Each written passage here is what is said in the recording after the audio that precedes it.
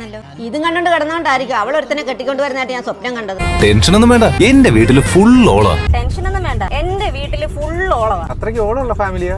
പിന്നെ മുതുമുത്തച്ഛന്മാരായിട്ടെ ഓളമാണെന്നാ നാട്ടുകാർ പറയും. എന്താ? അങ്ങനെ മൊത്തത്തിൽ നല്ലൊരു ശാന്തിയും സമാധാനമുള്ള ഒരു സ്ഥലമാണ് എന്റെ വീട്.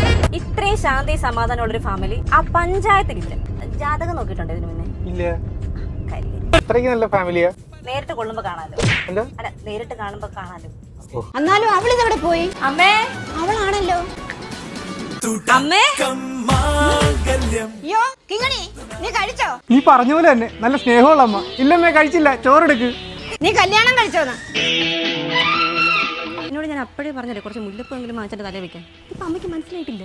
ഈ രണ്ട് മാല തന്നെ കോർക്കാൻ പറ്റ പാടെ എനിക്കറിയാം. പൂ വാങ്ങിക്കാൻ പൈസ തന്നേരാടാ. അത് നീ ഈ വാഴനാരൻ്റെ